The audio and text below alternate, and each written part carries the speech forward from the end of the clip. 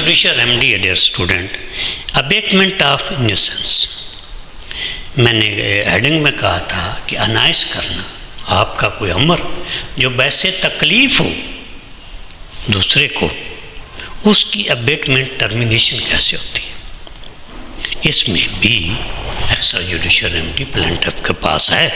In cases of nuisance private और public under certain circumstance, अमर वैसे तकलीफ़ की सूरतों में, चाहे वो प्राइवेट हो या पब्लिक हो, यानी चाहे वो ख़ास हो या आमा हो, सम सर्कमस्टांसेस के तहत जब वो होता है, एंड सब्जेक्ट टू लिमिटेशन, और लिमिटेशन के तहत the injured party has the right to remove it.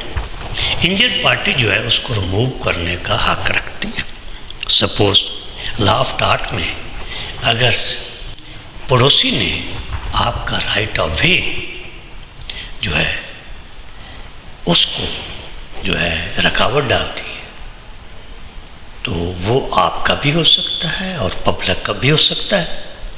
तो उसको चाहे पब्लिक इंजर्ड पार्टी हो चाहे इंडिविजुअल बजाते खुद हो, उसको रिमूव करने का उसके पास हक है। इसको कहते हैं अबेटमेंट ऑफ न्यूसेंस। नो 5 जो है जुडिशियल एक्स्ट्रा जुडिशियल रेमेडीज इस इसके जो हेडिंग है ये थोड़ा सा कॉम्प्लिकेटेड है।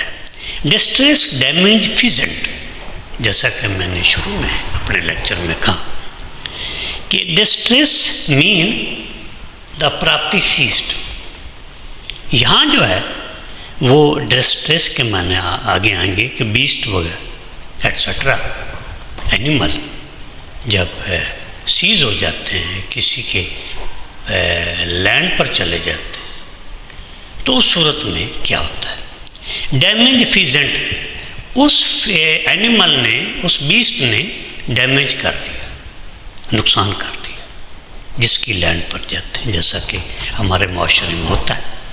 Where once a beast are on another man's ground, जब एक शख्स के एनिमल जो है किसी दूसरे शख्स के ग्राउंड पर दाखिल हो जाते हैं विदाउट लाइसेंस। लाइसेंस का लफ्ज़ी माना होता है फॉर्मल परमिशन, चाहे राइफल चलाने का लाइसेंस हो, शिकार खेलने का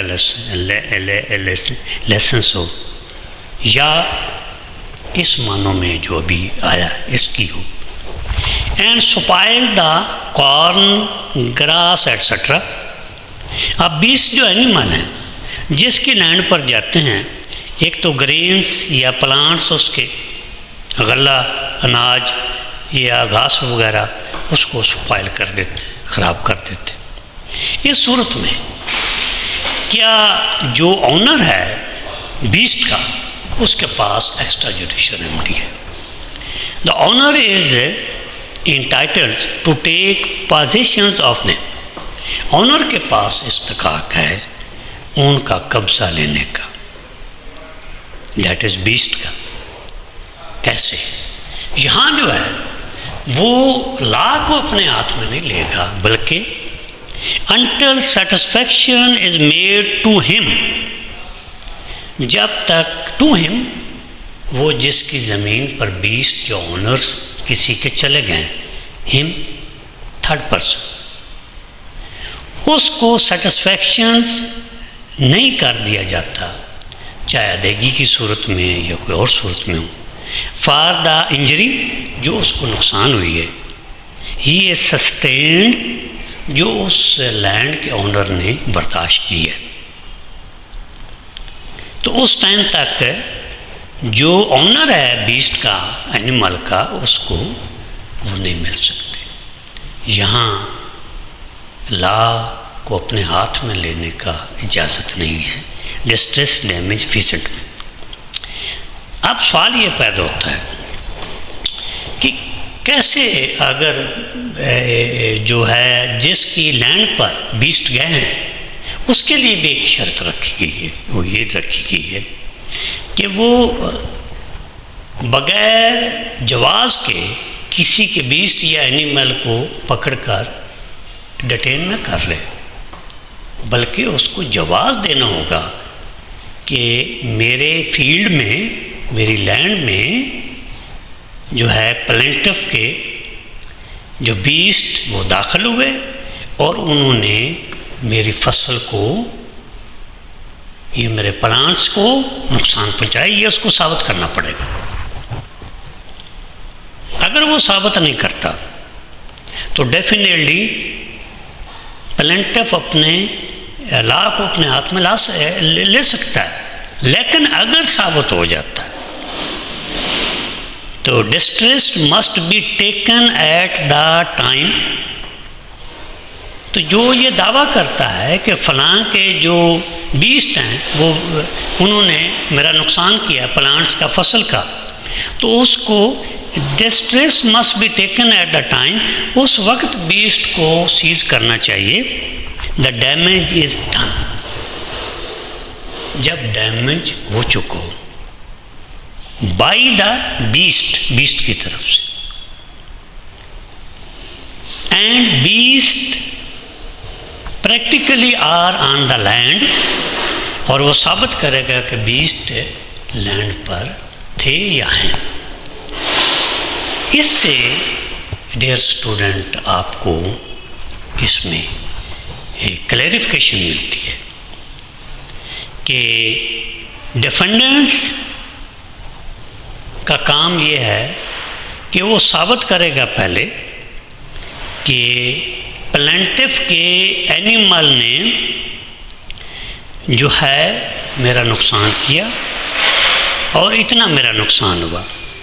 अगर ये डिफेंडेंट्स साबित नहीं कर सकता तो प्लेंटिफ के पास ये हक हासिल है कि वो लॉ को अपने हाथ में लेते हुए उससे अपने बीस्ट और एनिमल की रिकवरी कर सकता है। ये गैर मुमकिन है कि लॉ नोट्स में ना हो, लेकिन आपने डियर स्टूडेंट ये लिखना है नोट की सूरत में कि until satisfaction is made to him for the injury he has sustained,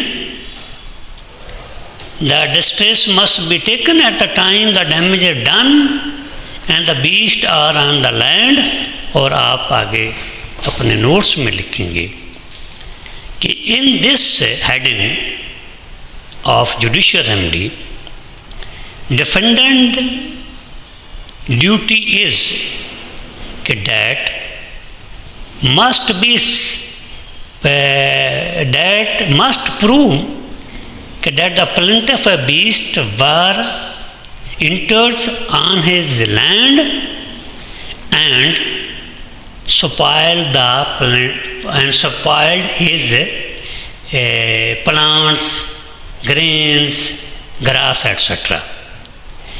If defendant does not prove the plaintiff having entitlement for taking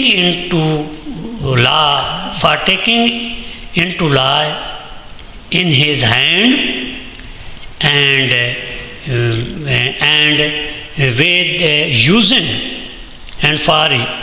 with using his force to recover the beast which were alleged by the defendant that animal were entered on his land and spoiled the grains, grass, etc. Dear student, I hope कि remedies के issue पर आपके पास जो remedies हैं, चाहे वो judicial हैं चाहे वो एक्स्ट्रा जुडिशियल हैं, इस पर आपको थारोली देखना पड़ेगा कि जुडिशियल रेमडी कितनी किस्म की हैं और एक्स्ट्रा जुडिशियल रेमडी एक है जो कि आज मैंने बता दी है। लिहाजा ये दोनों किस्म की रेमडी चाहे जुडिशियल हों चाहे एक्स्ट्रा जुडिशियल हो, ये आपको याद करनी पड़ेगी। ये नहीं हो सकता कि एक सवाल आ जाए कि जी रेमडी लिखें, अब रेमडी तो आपने लिख दी, तो रेमडीज़ के आगे जो तफसील है, चाहे वो रेमडी जुडिशियल है, जुडिशियल कितनी किस्म की रेमडीज़ है, यानी एक इंजेक्शंस है, एक स्पेसिफिक रेस्ट्रिक्शन ऑफ प्रॉपर्टी है, नंबर 2 सवाल, एक इंजेक्शन का सवाल, नंबर 2 डैमेजेस का सवाल, number 3 specific restriction of property का सवाल। ये 3 सवाल बन जाते होते हैं जुडिशल रेमेडी के थ्रू।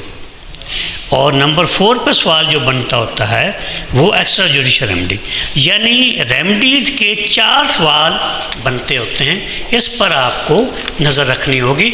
अब आप राज़ामंद मोल एडवोकेट को इजाज़त दें। इंशाल्लाह ये लेक्चर का सिलसिला इसी तरह चलता रहेगा। एक चीज़ मैं नोट कर दूं, dear student, my principal is Mirza Jawad Abad Beg, retired session जज, ने मुझे कहा कि पिछले दिनों में मैंने कुछ लेक्चर दिया था, उसमें लैटिन वर्ड्स थे फीजेंट और फीज़र के, जिस पर बड़े तफसील से मैंने बात की थी और बकौल प्रिंसिपल साहब के कि ये ना तो कोई इंडियन चैनल पर इन पर कोई बात हुई थी और ना किसी पाकिस्तानी चैनल पर इन पर बात हुई थी। माई रिक्वेस्ट इज़ कि आप हमारे लेक्चर ज़रूर सुना करें और हमारे चैनल को आप सब्सक्राइब कर लें, ताकि आइंदा हम आपको जो नॉलेज आप तक पहुंचाना चाहते हैं लॉ का वो पहुंचता रहे। Thank you very much. दोबारा मिलते हैं।